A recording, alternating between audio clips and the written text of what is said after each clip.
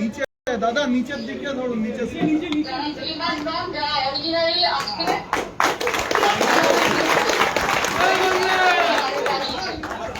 তাদের সকলকে আমার হৃদয়ের অনেক অনেক উষ্ণ অভিনন্দন জানাচ্ছি।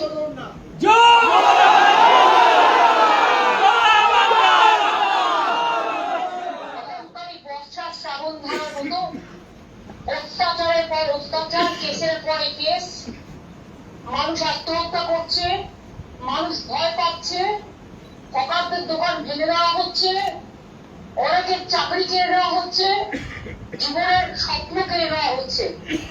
সেই অবস্থায় একমাত্র লড়তে পারে তৃণমূল কংগ্রেস সংঘবদ্ধ হয়ে। এবং যারা আজকে এই ক্রাইসিসে, মানে ক্রাইসিস কিন্তু বিজেপি তৈরি করেছে, আমরা করিনি। আপনারা জানেন কিভাবে কর্মীরা লড়াই করেছে, প্রাণ দিয়ে, জান দিয়ে। এসআইআর থেকে শুরু করে বিএলএ 1, বিএলএ 2 থেকে শুরু করে প্রত্যেকটা কর্মী, যারা নেতা হন না, যারা রক্ত দিয়ে দলকে ভালোবাসেন, যারা এমপি এমএলএ তৈরি করেন, কাউন্সিলর, গ্রামসভা, পঞ্চায়েত তৈরি করেন, মিউনিসিপ্যালিটি তৈরি করেন, আজকে তাদের জীবনের দামে, তাদের ত্যাগের দামে আজকে যারা বিজয়ী হয়েছেন বা বিভিন্ন জায়গায় ক্ষমতায় আছেন, তারা শুধু নিজেদের এবং নিজেদের পরিবার বাঁচানোর জন্য, তাদের মধ্যে একটু ধৈর্য নেই, ধৈর্য ছেড়ে দিয়ে তারা গিয়ে নাম লেখাচ্ছেন যাদের সাথে আমাদের লড়াই হলো, তাদের সাথে। এর থেকে ভালো হতো না বিজেপিতে চলে যেত, জয়েন বিজেপি, আমাদের কোনো প্রবলেম নেই।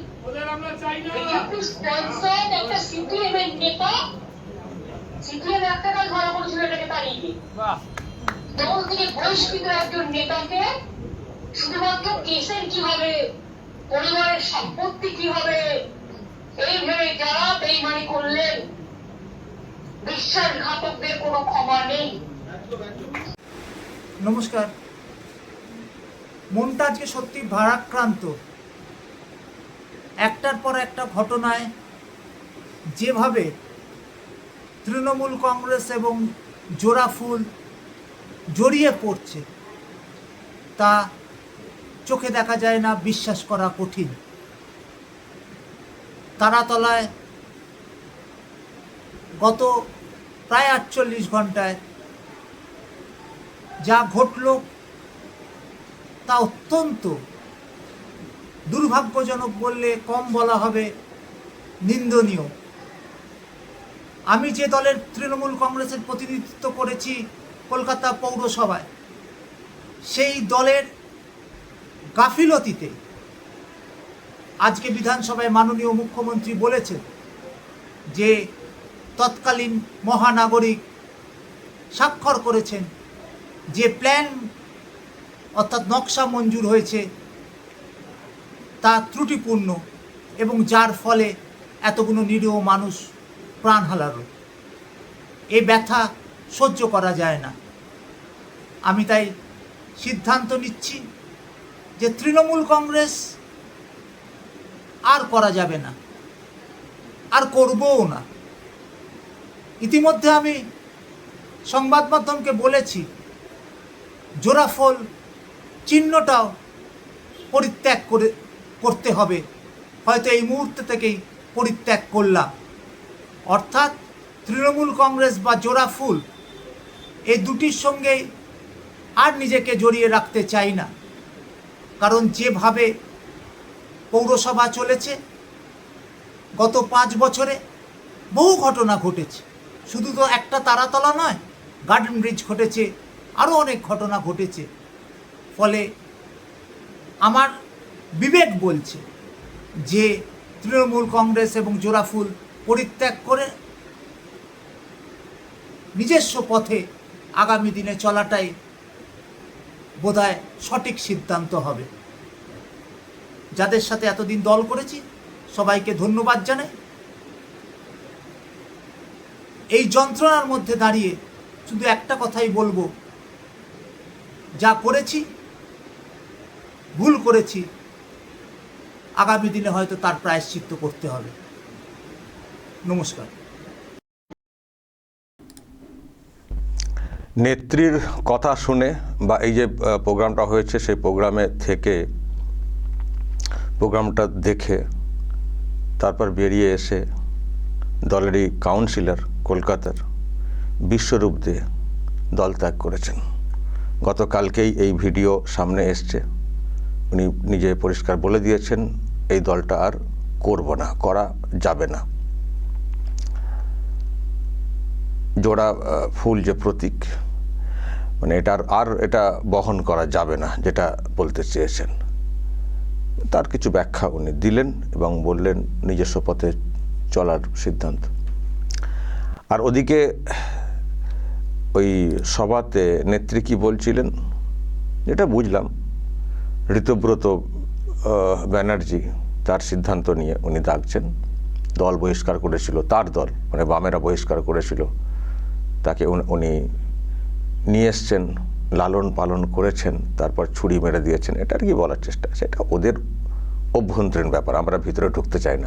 আমরা শুধু দেখছি তৃণমূল কংগ্রেস এখন দুটো হয়েছে, মূলত দুটো। একটা হচ্ছে ঋতব্রত তৃণমূল, আর একটা কালীঘাট তৃণমূল বললে কিন্তু ভুল হবে। কালীঘাট তৃণমূল বলছে মিডিয়া, এখন কালীঘাট তৃণমূল না বলে বলতে হবে কুণাল ঘোষ তৃণমূল। ঋতব্রত তৃণমূল আর কুণাল ঘোষ তৃণমূল। ঋতব্রত তৃণমূলে কিছু লোককে দেখতে পাচ্ছি, আর কুণাল ঘোষ তৃণমূলে কিছু লোককে দেখতে পাচ্ছি। কালীঘাট তৃণমূলে কিন্তু লোক দেখতে পাচ্ছি না।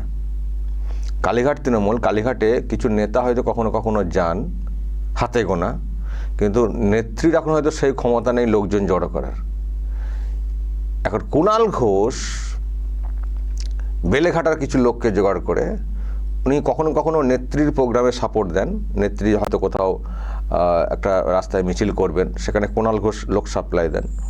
আর এখন যেটা দেখতে পাচ্ছি, উনি কালকে একটা প্রোগ্রাম অর্গানাইজ করেছিলেন যার নাম দেওয়া হয়েছিল আমরা বেঈমান নই। আমরা বেঈমান নই মানে ঋতব্রতরা বেঈমান। দলের বিরুদ্ধে দলের আর কি একটা প্রোগ্রাম কর্মসূচি, দলের বিরুদ্ধে দলের কর্মসূচি। এবার ওদিকটার সঙ্গে বিজেপিকে ট্যাগ করার চেষ্টা। তো যাই হোক, ওনারা বলতে চাইছেন আমরা বেঈমান নই, মানে আমরা টিএমসির সঙ্গে থাকছি, মানে নেত্রীর সঙ্গে থাকছি, আমরা বেঈমানি করব না বলে এ করেছিলেন। তো সেই যারা বেঈমান নই বলে এসছেন তাদের এই লোকজনকে দেখতে পাচ্ছি, এই সংখ্যাটা বেলেঘাটা কিছু লোক। তো সেখানে নেত্রী আসেনি, নেত্রী ভার্চুয়ালি মানে টেলিফোনে বক্তব্য দিয়েছেন, আরও বলেছেন কথা 21শে জুলাইয়ের প্রোগ্রামটা করব, 5 জন হলেও সে তাদেরকে নিয়ে আমি প্রোগ্রাম করব, অমুক তমুক। 5 জনে চলে এলেন। আগে লাখ লাখ কোটি কোটি বলতেন, এখন 5 জনে নেমে চলে এসছেন। মানে বুঝে গেছেন হাওয়া খুব খারাপ। এখন ওই কুণাল ঘোষ তৃণমূলের উপরে ভরসা করতে হবে। কুণাল ঘোষ যতজনকে সাপ্লাই দেবেন তার উপর নির্ভর। কুণাল ঘোষ এই সুযোগে একজন নেতা হতে চাইছেন। আমি তো ভুলেই যাই যে এই যে কালীঘাট তৃণমূল যেটাকে বলছেন, সেখানের সেই অংশের মানে দলনেতা কে? ওনারা বলছিলেন যে শোভনদেব চট্টোপাধ্যায়, তাকে বিরোধী দলনেতা করতে হবে, তাকে বাদ দিয়ে কেন ঋতব্রত করা হয়েছে এই নেতাটা চলছে। কিন্তু শোভনদেবের যতটা না কথা শুনতে পাই বিধানসভায় বা অন্যত্র, ওই মানে পরিষদীয় দলের একজন বলে, সেখানে কুণাল ঘোষের বক্তব্যটা দেখি, মানে কুণাল ঘোষই যেন ওনাদের দলের দলনেতা। তো ওই জায়গাটা উনি দখল করে নিয়েছেন। কুণাল ঘোষ আস্তে আস্তে দলের রাশটা অনেকটা ওদিক থেকে নিচ্ছেন, যা বুঝতে পারছি। তো সেই জন্য এই মুহূর্তে যেটা দাঁড়িয়েছে, ঋতব্রত তৃণমূল, কুণাল ঘোষ তৃণমূল। কালীঘাট তৃণমূলের অস্তিত্ব দেখছি মানে ওই কুণাল ঘোষ তৃণমূলের উপর নির্ভর করছে কার্যত। আর বাকি যাদেরকে কেউ হয়তো ভাবছেন কোথাও যাওয়ার জায়গা নেই, তারা হয়তো কেউ থাকার চেষ্টা করছে। এই হচ্ছে ব্যাপার তৃণমূল কংগ্রেসের। তো ওনারা 21শে জুলাই করবেন, দেখবো সেখানে কত লোকজন হয়। আর সেদিন লাস্ট 21শে জুলাইয়ের মঞ্চে যাদেরকে দেখেছিলাম মঞ্চ আলো করে বসতে, টলিউডের শিল্পী সাহিত্যিক তথাকথিত, তাদের কি বা কতজনকে দেখবো সেটাও দেখার ব্যাপার আছে, তাই না? তো এদিকে যখন এইসব চলছে, ভাবছেন ওনারা যে আবার আমরা ঘুরে দাঁড়াবো ইত্যাদি অমুক তমুক, তখন দেখছি দলেরই একজন কাউন্সিলর বিশ্বরূপ দে তিনি দল ত্যাগ করে দিলেন। যখন নেত্রীর ভাষণ এসব শোনানো হচ্ছে, নতুন করে চাঙ্গা করার চেষ্টা হচ্ছে, তখনই ওই মঞ্চেই বসে থাকা, আমি ছবিটা দেখাচ্ছিলাম আপনাদেরকে, ওই মঞ্চেই বসে থাকা ওই যে পেছনে বিশ্বরূপ দে বসে আছেন, কথা বলছেন ইত্যাদি। তারপরই দেখলাম ভিডিও সামনে চলে এসছে যে উনি নিজে পরিষ্কার করছেন আমি দল ত্যাগ করলাম। দেখুন, আবার হয়তো এনার ব্যাপারে বলা হবে ওনার সঙ্গে অমকের যোগ তমকের যোগ, সেই জন্যই দল ত্যাগ করলেন, এটা পলিটিক্যাল ভার্সন।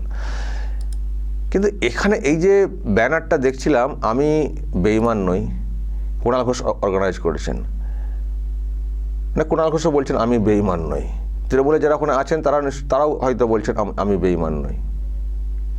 বেঈমান মানে কি বেঈমান অ্যাকচুয়ালি? ওই নেতাদের সঙ্গে বেঈমানি, এই শুধু এই বেঈমানটাই বা বেঈমানিটাই বলতে চাইছেন?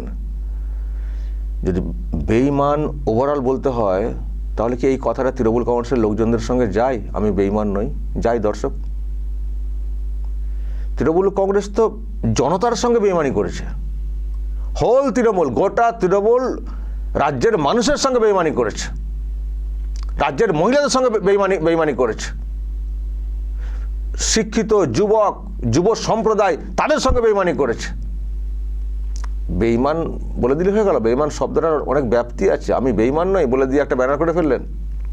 যা করেছেন রাজ্যের মানুষের সঙ্গে, যারা পরিবর্তন এনেছিলেন, একটা স্বপ্ন দেখেছিলেন যে এই রাজ্যে সত্যি নতুন কিছু হবে, তাদের সঙ্গে ইমানদারি আপনারা বজায় রাখতে পেরেছিলেন? তাদের সঙ্গে বেঈমানি করেছেন তো। শিক্ষিত যারা চাকরি প্রার্থী তাদের সঙ্গে বেঈমানি করেছেন, তাদের সঙ্গে বেঈমানি করেছেন। আপনাদের নেত্রী কতবার কত কথা বলেছেন, কোনো কথা রাখেননি, বেঈমানি করেছেন। বেঈমান নই, একজন দলের নেতা চলে গেছেন, সেটাকে নিয়ে ইমানদার সাজছেন, দেখাচ্ছেন তৃণমূল কংগ্রেসে আমরা কত ইমানদার। হ্যাঁ, মানুষের সঙ্গে বেঈমানি করে আজকে মানুষের দ্বারা বিতাড়িত, আজকে বলছেন আমি বেঈমান নই। একজন নেতা বা দল ভেঙে যারা চলে গেছেন তাদেরকে ঢাল করে নিজেদেরকে বিরাট স্বচ্ছ ভাবমূর্তি তুলে ধরার চেষ্টা করছেন। এটা মানুষ বিশ্বাস করবেন? দলের অভ্যন্তরীণ ব্যাপার আপনাদের, সেটা আপনারা যা পারেন করে যান, কিন্তু মানুষ বুঝে গেছেন তৃণমূল নামক দলটা কি। আমি বিশ্বরূপদের ব্যাপারে বিস্তারিত জানি না, আমি বলতে পারবো না, তবে দেখছি তো একে একে সবাই সরে চলে যাচ্ছেন তো। আর এটাই তো হওয়ার ছিল, দলটা তো ওই রকমই ছিল। আমি তো বলেছিলাম যে ক্ষমতা থেকে চলে গেলে ওই পিসি আর ভাইপো থাকবেন কালীঘাটে, দেখবেন পেছন দিকে আর কেউ নেই। কে আছেন কেউ? যারা সরে যাচ্ছেন তাদের ব্যাপারে অন্য প্রশ্ন থাকতে পারে, সে নিয়ে আমরা অনেকবার সরব হয়েছে, কিন্তু আমরা ওদিকটা তাকালে কি দেখতে পাচ্ছি? তৃণমূল কংগ্রেস দলটা ক্ষমতায় থাকাকালীন কত রকমের পুষ্ট লাগতো, লোকে গিজগিজ করতেন, শিল্পী সাহিত্যিক কত লোকে, পলিটিক্যাল লোকেরাও। আর যেই ক্ষমতা চলে গেল সব সাইড পিসি আর ভাইপো একা হয়ে পড়েছেন তো। কোথায় ভাইপোকে তো দেখতেই পাওয়া যায় না এখন আর, মাঝে সাজে। আবার নাকি বিদেশ চলে যাবেন বলে প্ল্যান করছেন। তাকে তো যেতে হবেই, তার যা হাল, তাকে তো একটা গর্ত খুঁজতে হবে না, কিন্তু সেটা যেতে দেবে কিনা সেটা অন্য বিষয়, সরকার পক্ষ। তো মানে এই যে পিসি মমতা ব্যানার্জি, তাকেও দেখতে পাচ্ছেন কোথায় লুকিয়ে কোন থেকে ফোনেতে ভাষণ দিচ্ছেন। আসুন রাস্তায় নামুন না। একদিন মিছিল করলেন, তারপর উধাও হয়ে গেলেন, তারপর কোথায় গেল? এদিকে বলছেন চাকরি খেয়ে নিচ্ছে, এই হচ্ছে, খুন হচ্ছে, সুসাইড করছে, তো আপনি যান পাশে দাঁড়ান। বসে বসে ফোনে কথা বলছেন, তার আদৌ কতটা ভিত্তি আছে সেটা নিয়ে প্রশ্ন রয়েছে। তো সেখানে ভাষণটা না দিয়ে যান না, যাদের কথা মনে হচ্ছে যান না, পাশে দাঁড়ান না। তারাতলাতে এত বড় ঘটনা ঘটলো, বেরোননি কেন? আপনি তো মুখ্যমন্ত্রী ছিলেন, এখনও তো আপনার সব লোকজনরা কেএমসি কাউন্সিলর হয়ে বসে আছেন, তো বের হননি কেন? মানুষের পাশে থাকার জন্যে বড় বড় কথা বলছেন। আসলে সে ক্ষমতাটা ভুলতে পারেননি, মানে এখনো বেঘরে আছেন যে হাই কি হলো এরকম হয়ে গেল। আমি তো বলেছিলাম যে মমতা ব্যানার্জিকে কেউ কোনোদিন মনে রাখবেন না ভালো মানে মুখ্যমন্ত্রী হিসেবে। ওই মনে রাখবেন এই জন্যে যে ওনার সময়কালীন রাজ্যের কতটা সর্বনাশ হয়েছিল সেটার মানে স্মরণ কেউ বলতে গেলে ভাবতে গেলে তখন মনে পড়বে। আজকে দেখছেন না, আজ তো 1.5 মাস ক্রস করেছে, মমতা ব্যানার্জির নামটা মানুষ মনে রাখছেন কি? আর তো আউট অফ সিন হয়ে গেছেন। আর মনে পড়লে ওই কালকে ওই তারাতলা কাণ্ডের পরে মনে পড়ছিল, যেমন করে গেছেন দেখুন এরকম ঘটনা ঘটে গেল। এই আর কি, মানে যখন মানুষ মানে ওই পাপের ফল যখন আর কি বিষয়টা এইদিকে হয়ে যাচ্ছে না, তখন মানুষ মনে করবেন পাপীটা আসলে কে। তো এটাই ওনাকে কেউ ভালোভাবে রাজ্যের মানুষ কখনোই নিতে পারবেন না। আর যেটা বলে আসছিলাম যে ক্ষমতা চলে গেলে একা হয়ে পড়বেন, কেউ থাকবেন না, তাই হয়েছে। এখন যারা থাকছেন না তাদেরকে নিয়ে আপনারা মন্তব্য করতে পারেন, কিন্তু ওটা ফ্যাক্ট, পিসি ভাইপো একা। এবং দেখছেন দলের অন্যরা বলছেন যে ভাইপো আগে না আমরা আগে, ভাইপোকে রাখলে আমরা থাকবো না, এরকম বলছেন, কিন্তু উনি ভাইপোকে ছাড়বেন না। তারও অনেক ব্যাখ্যা হতে পারে দর্শক। তো যাই হোক, উনি ভাইপো, পিসি ভাইপো থাকুন, দীর্ঘজীবী হন, কারণ আমরা শাস্তিগুলো দেখতে চাই। কিন্তু তৃণমূল কংগ্রেসকে আমরা যেভাবে ভেঙে পড়তে দেখছি, এই তৃণমূল ওই তৃণমূল মানে সময়ে সময়ে চেঞ্জ হয়ে যাচ্ছে, হয়ে এরকম ছত্রখান অবস্থায় রয়েছে, আর একে একে সব লোকজন কেটে পড়ছেন। দর্শক বলবেন যদি আপনাদের কিছু বলার থাকে এই নিয়ে, যা বলার বলবেন এবং নজর রাখবেন আরামবাগ টিভিতে।